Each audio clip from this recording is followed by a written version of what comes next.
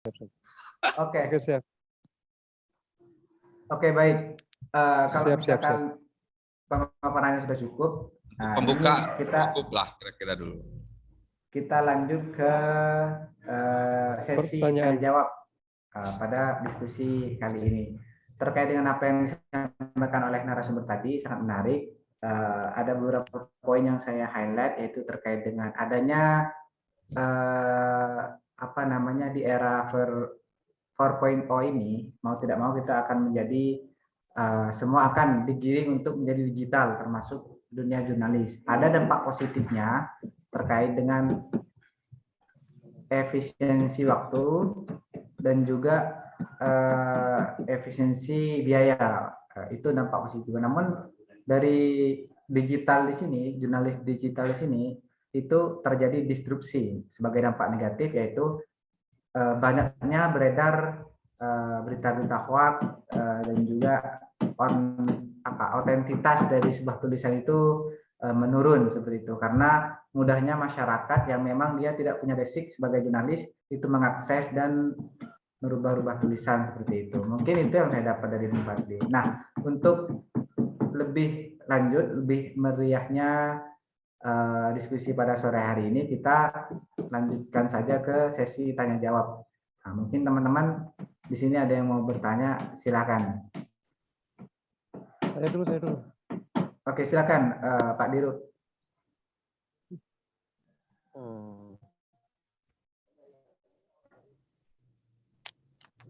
Begini, Bang Fadli, saya sebagai newbie, walaupun dulu pernah juga sebagai seorang wartawan, sekitar tahun 2005, 2007, 2008 dulu saya pernah mengisi suatu portal Jawa Kini atau macam-macam itu. Mungkin dari uraian panjenengan, diantaranya yang kaitannya dengan kecepatan berita berbanding lurus juga dengan kecepatan beredarnya berita hoax. Itu untuk kita sendiri sebagai seorang pegiat media, cara penangkalannya, teknik-teknik penangkalannya bagaimana? Terus kemudian kalau dilihat dari kacamata perusahaan, karena kita kan nggak mungkin juga menyiarkan berita terus kemudian tidak mendapat sesuatu, itu kan sesuatu itu kan inginnya juga kita ingin dapat gitu loh, Pak. Artinya selain berita, kita juga mendapatkan income positif dari pemberitaan tersebut. Itu kira-kira teknik-tekniknya bagaimana? Itu dari saya. Terus kemudian mungkin Mas Arifin mungkin bisa dilanjutkan kepada langsung, dan sahabat Baba kayaknya juga mau bertanya. Kira-kira begitu, mungkin langsung saja gitu. Ya wes. Monggo, dan Baba kalau mau bertanya.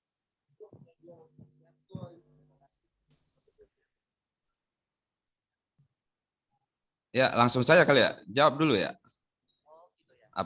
Sambil kita sama-sama berdiskusi, memaparkan pendapatnya masing-masing. Kira-kira begitulah ya, Mas Amin ya. Oke. Ya,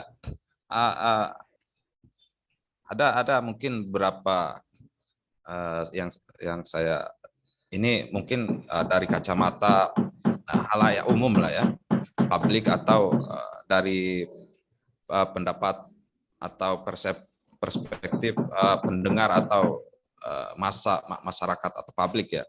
Ya memang untuk menghindar atau memperisai diri dari hoax ini, tentu langkah-langkah awalnya itu ya harus meningkatkan literasi tentang digital itu sendiri. Yang pertama itu. Yang kedua ya meningkatkan literasi soal jurnalistik itu sendiri. meningkatkan literasi digital ya, contohnya mungkin kita harus paham bagaimana mesin dari teknologi itu bekerja. Misalkan kalau kita lebih dewasa dalam literasi digital, tentu saja kita tahu ini foto beneran apa foto palsu kan begitu. Ini diedit dengan cara yang benar atau memang disengaja untuk menyebar macam-macam dampak-dampak negatifnya. Kemudian di literasi jurnalistik itu sendiri ya, kita harus tahu bagaimana suatu berita itu diproduksi kan seperti itu. Jangan-jangan ini dari persepsi jurnalisnya ya. Kita harus paham betul bagaimana sebuah berita itu diproduksi, mulai dari dia mengumpulkan data, dia mengumpulkan bahan sebagai untuk diolah sebagai berita, kemudian dia di dalamnya itu disunting, diproduksi lagi, dianalisis lagi, diramu lagi, kemudian setelah itu disebarinnya seperti apa. Tentu seorang jurnalis harus paham betul, sehingga seorang jurnalis itu tidak termakan atau oleh hoax tadi. Nah, kalau dari sisi publiknya sendiri kan tentu harus paham bagaimana digital itu sendiri. Karena saat ini hoax itu lebih banyak mungkin disebar melalui medsos atau disebar melalui portal-portal yang memang dibikin untuk mempengaruhi masyarakat atau mempengaruhi publik di momentum tertentu kan seperti itu. Nah, digital memperkaya literasi digital ini memang penting, atau memberikan edukasi terhadap publik soal digital literasi digital ini sangat urgent untuk membedakan mana yang kira-kira diproduksi untuk menyebar dampak negatif, atau mana yang diproduksi untuk berdampak positif. Tetapi pada intinya ketika otentitas suatu peristiwa atau otentitas sebuah karya, sebuah produk jurnalis itu telah disiarkan atau disebarluaskan, maka dia sudah tercabut dari fakta itu sendiri. Ya, karena memang sifat produksi digital itu ya tadi menyerap otentitas dari fakta di lapangan tadi. Meskipun makanya kan kemudian seringkali banyak gambar-gambar yang tidak disebut caption, atau mungkin ada peristiwa-peristiwa yang tanpa caption itu tiba-tiba mempengaruhi masyarakat untuk melakukan sesuatu ya. Contohnya mungkin kerusuhan tadi, kebencian tadi. Saya kira itu mungkin. Yang pertanyaan kedua saya lupa itu. Begini Bung Fadli, kalau nggak salah Bang Fadli, pertanyaan ini urusannya dengan perusahaan, Pak Bang Fadli. Ya. Karena perusahaan, kita kan ngomong perusahaan. Di samping mengkonversi informasi menjadi sebuah income pada kita, itu mungkin ini urusannya dengan perusahaan itu gimana? Kira-kira begitu. Mengkonversi informasi menjadi suatu income itu kira-kira maksudnya konverternya apa yang dipakai itu? Aplikasinya? Kira-kira itu Bang Fadli. Mungkin Bang Fadli punya kiat-kiat khusus untuk supaya kita lebih berdaya kan gitu secara ekonomi. Ya, benar ini. Ini semakin meruncing ini pertanyaan.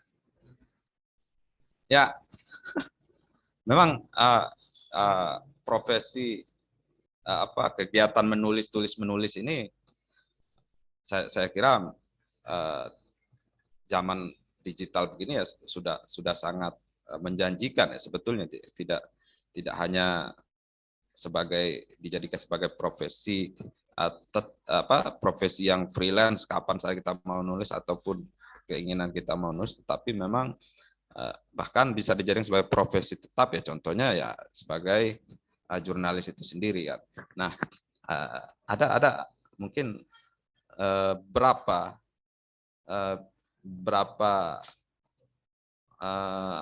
pengalaman dari teman-teman itu yang memang mereka menguasai ya teknik, bukan hanya teknik atau memproduksi berita ya, tapi memang menguasai teknologi digitalnya sendiri.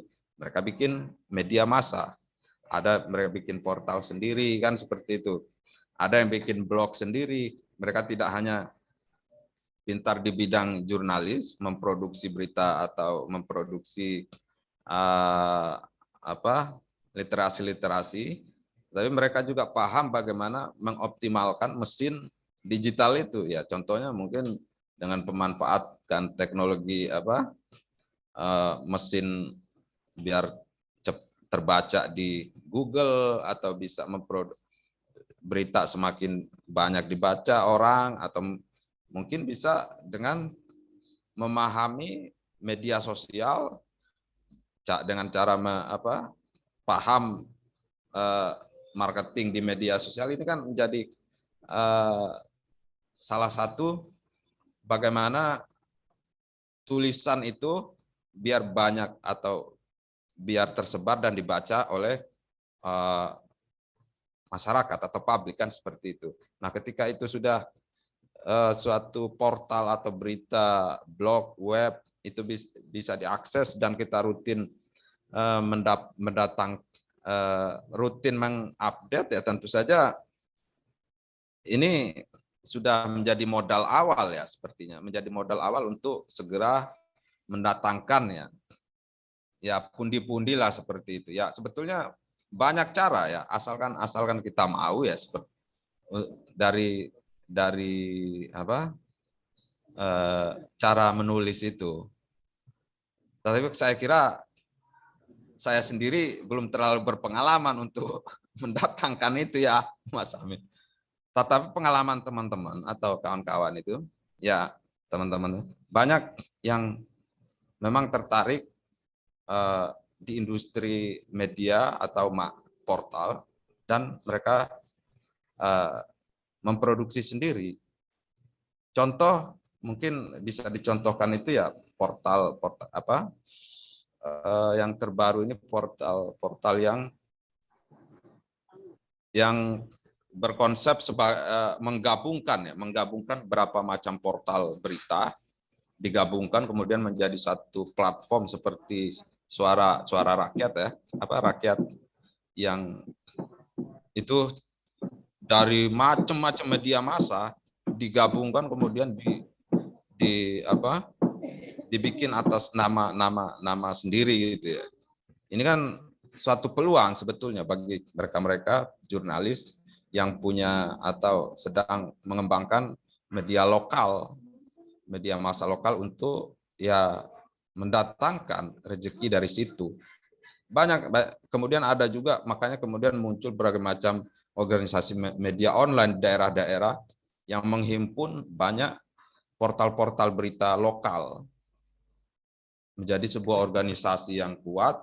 Disitulah kemudian mereka bergerak bersama di suatu lokal, dan itu saya kira membuat kegiatan-kegiatan menjadi sebuah ladang bagi penulis-penulis di sana. Tapi kalau secara pribadi ada juga yang bikin blog yang memang tiap hari diupdate, tiap hari dibaca orang, mendatangkan pengikut follower di blog-blog pribadi itu. Kemudian nanti setelah banyak itu banyak pengikutnya, pembacanya, bisa saja ini menjadi tawaran menarik bagi orang-orang yang atau investor-investor yang ingin menanam mungkin mengisi iklan di situ, kan seperti itu. Tapi rata-rata ya dari kegiatan menulis atau membuat portal itu sendiri ya terlalu lama gitu ya. Memang agak lama untuk mendatangkan itu sebetulnya, mendatangkan pundi-pundi memang lama. Jangankan orang pribadi atau sekelompok kecil organisasi media ya. Para bohir-bohir yang punya media massa sendiri itu mereka mati-matian bakar duit lah istilahnya untuk menghidupkan ini kan seperti itu. Saya kira itu mungkin nanti ada tambahan dari kawan-kawan yang lain. Oke, baik. Terima kasih Bung Fadli untuk tanggapannya. Gimana Mas Amin? Apakah sudah cukup ininya? Penyampaian dari Mas Fadli sudah menjawab pertanyaan dari Mas Amin? Sudah. Nanti dicari yang lain. Tapi untuk jawaban dari Pak Fadli sudah memuaskan saya. Oke, siap. Silakan untuk pertanyaan yang kedua. Tadi Bang Bedawi ya. Silakan Bang Bedawi.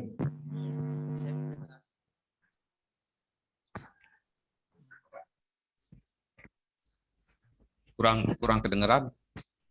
Cek. Yuk. Masuk ya.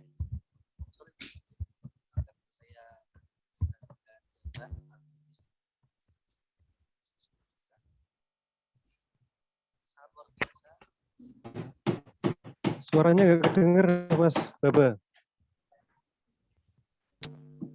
Halo. Nah, itu bagus kedengeran.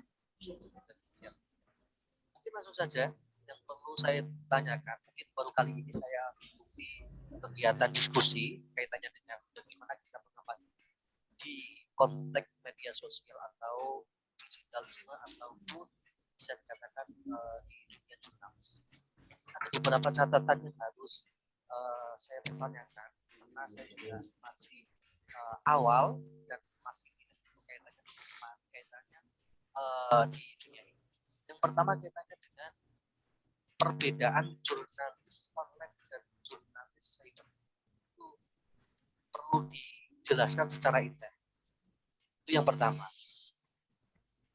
Yang kedua, kalau kita ngomong masalah dampak negatif atau positif, kita menganalisa di ranah masyarakat ataupun di ranah di dunia ini kaitannya dengan dampak media atau jurnalis itu sangat menjadi pembahasan yang sangat intens atau riskan bagi kalangan pemuda maupun di masyarakat.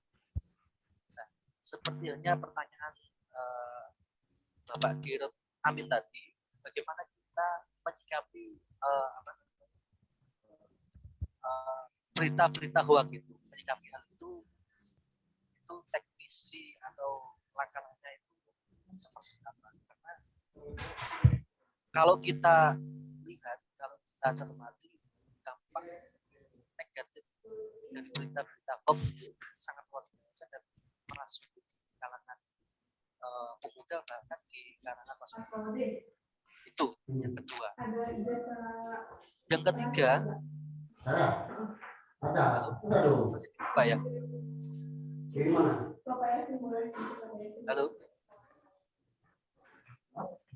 Halo, cek. Masih dengar ya? Suaranya dari tadi putus-putus, Mas. Atau kalau misalkan mau Suaranya kurang putus. kayaknya dari mikrofonnya kayaknya. Mikrofonnya Suaranya ya? kurang jelas, Mas Baba. Mikrofon panjenengan kurang begitu jelas. Halo, dengar ya? Dengar. Halo. Oke, siap. Udah kedengaran. Oke. Yang terakhir, mungkin adakah support system? Bagaimana kita mengadakan edukasi ke ranah khususnya di kalangan pemuda, bahkan di masyarakat umum, bahkan di komunitas-komunitas yang ada untuk mengedukasikan kaitannya dengan bagaimana sih kita memberikan sebuah wawasan ini, menganalisa ini berita hoax dan berita yang benar. Secara edukasi teknis itu bagaimana? Mungkin 3 pertanyaan itu yang perlu saya pahami. Terima kasih. Oke, baik. Gimana Bung Fadli? Pertanyaannya bisa ditangkap tidak? Kalau tidak salah, yang pertama itu terkait dengan perbedaan terkait dengan jurnalistik digital sama apa tadi Mas Bedawi? Cyber. Sama cyber. Sama cyber. Jurnalis cyber, ya. Jurnalis cyber Penjelasan sama secara penjelasan intinya. secara penjelasan detail. Terus yang kedua gimana Mas? Terkait menangani dampak negatif digital di ranah masyarakat. Oke. Menangani atau menangkal terkait dengan dampak negatif terkait dengan dunia digital kepada masyarakat. Nah, mungkin yang terakhir tadi karena lumayan jelas Mas Fadli bisa mendengar. Gimana Mas Fadli? Bisa langsung ditanggapi? Ya, terima kasih Mas Badawi. Dalam beberapa literatur ya, sebetulnya kan ini hanya penyebutan saja, istilah pembahasaan dari sebuah produk ya. Kenapa disebut sebagai jurnalistik digital? Karena dia sudah menggabungkan atau mengkonvergensi antara tiga teknologi lah ya, bisa disebut tiga teknologi. Yang pertama itu teknologi teknologi informasi, kedua internet, ketiga itu ya teknologi dari segi mencetak atau membuat sebuah konten atau memproduksi sebuah konten berita. Nah, ini kan semua ada dalam satu jalur yang dimanfaatkan di jalur internet atau daring. Makanya disebut sebagai jurnalisme digital. Bagaimana kalau kemudian nggak pakai digital kan? Pertanyaan muncul lagi. Bagaimana kalau tidak pakai teknologi, hanya menulis atau mencetak dengan ya bisa di koran, di kertas atau melalui surat menyurat. Ini bisa dikatakan sebagai jurnalistik atau jurnalisme? Ya bisa, karena kita hari ini sedang berada di era yang berbeda. Makanya kemudian disebut era digital karena semakin cepat, semakin efisien, terbuka, dan memang semakin tanpa batas gitu loh, tanpa ada sekat-sekat ya.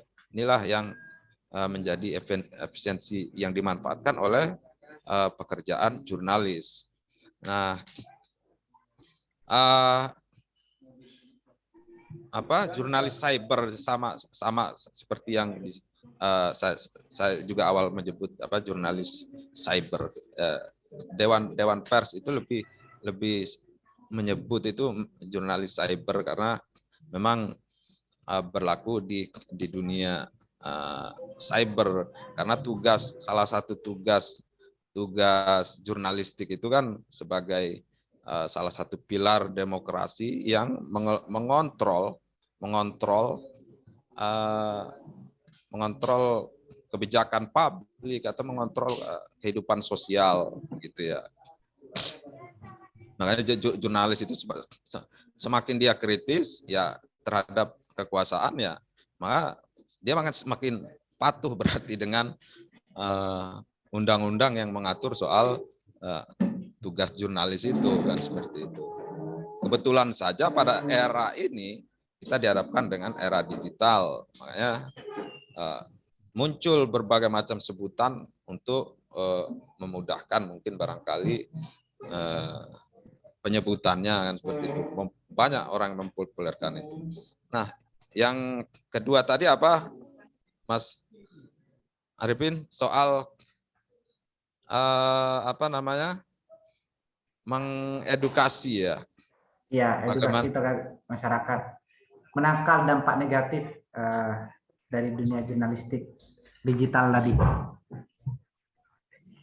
Ya, tadi sebetulnya udah sempat saya singgung sedikit ya soal bagaimana mengedukasi masyarakat atau publik soal menghadapi berita-berita hoax.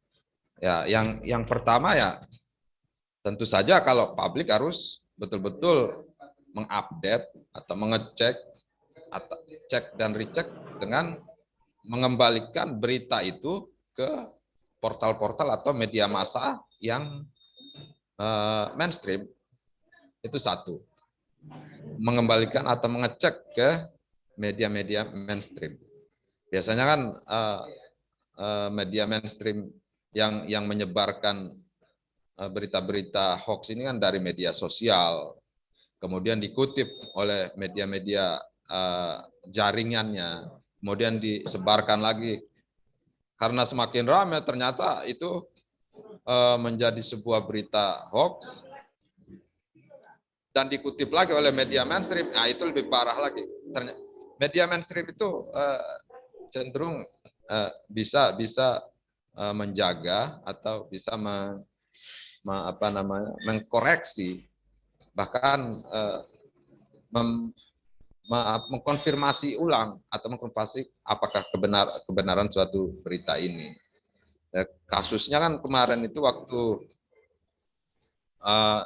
tapi jangan tidak juga bahwa media mainstream itu bebas hoax ya. Pada pemilu lalu, pemilu 2009 lalu, jangankan media yang belum mainstream atau media yang non mainstream, media mainstream sendiri pun ikut terpengaruh. Ternyata menyebarkan hoax dari beritanya si Ratna Sarumpait, kan ini parah. Mereka media mainstream tidak berbohong, tapi emang orang yang menyebarkan berita itu yang keliru gitu. Karena tugas dari media itu kan hanya menulis, memproduksi dan menyebarkan. Nah, faktanya seperti itu, ya. Tugas media cuman itu. Yang memproduksi hoax ya mereka, kan seperti itu. Yang membuat hoax. Ya, yang kedua memberikan ya edukasi tentang literasi digital tadi, literasi jurnalistik pada masyarakat. Mungkin bisa dijelaskan di situ ada teknis-teknisnya,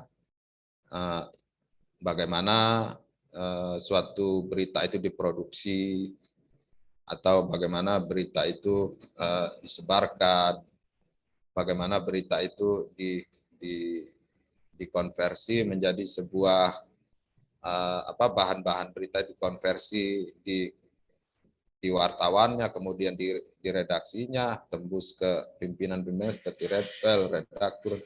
Nah, itu harus diberi pengetahuan atau edukasi terhadap publik sehingga mereka paham. Termasuk juga memberikan literasi digital sendiri terhadap publik. Bagaimana gambar ini bisa disebut, dijamin keasliannya, kemudian bagaimana suatu peristiwa itu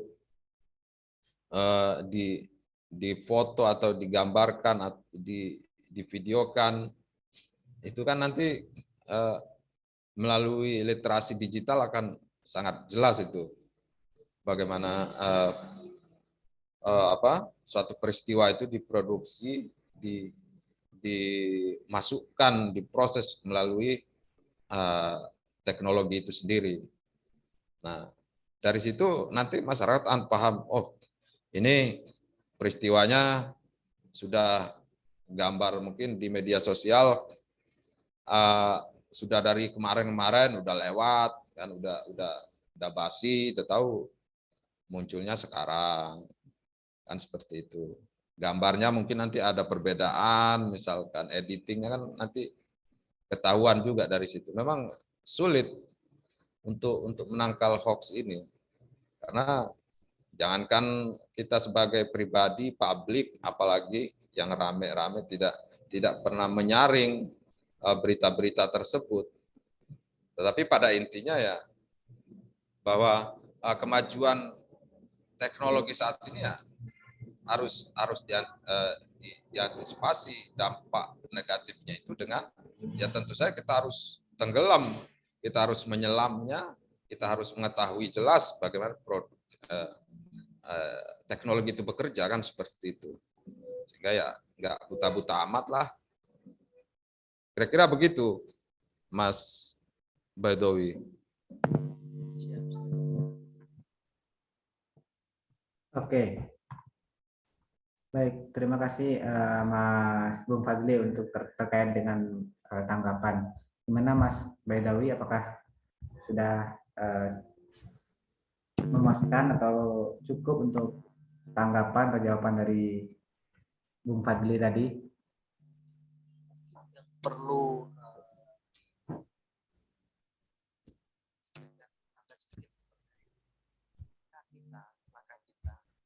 Suaranya Mas Baidowi.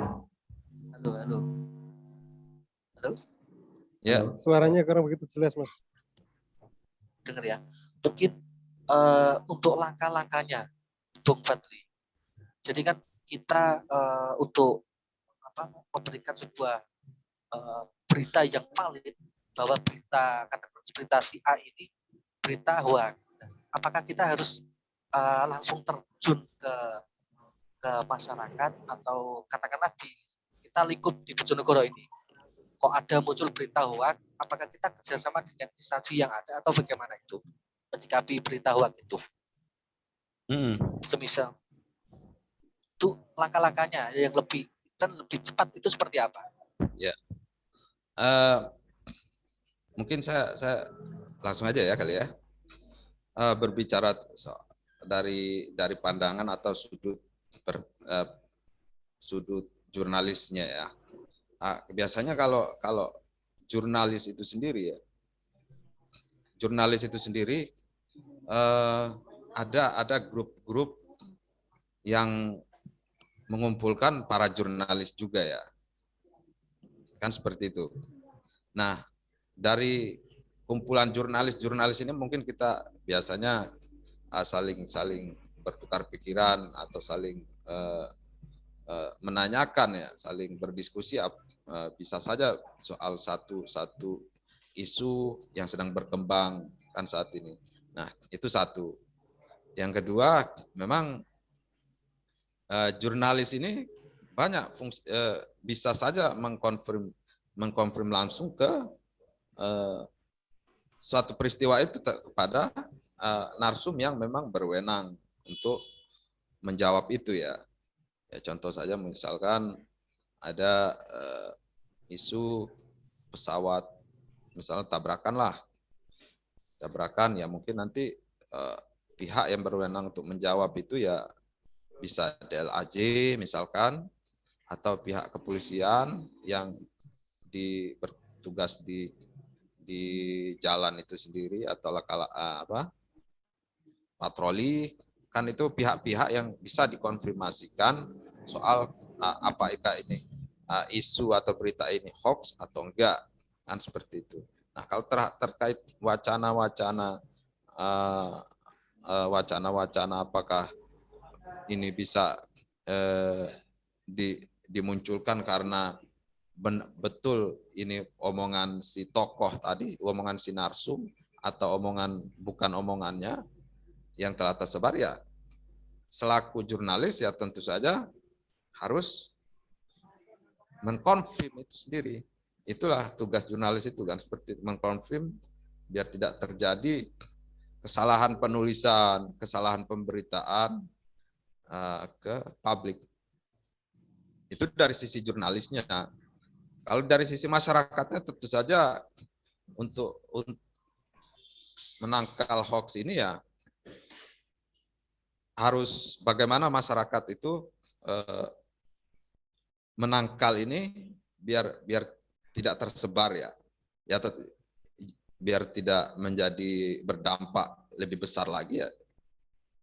Salah satu yang paling minimal dilakukan ya tidak usah menyebarkan kalau belum jelas apa kebenarannya, kan seperti itu. Apakah ini fakta, sebuah peristiwa yang benar-benar terjadi atau tidak.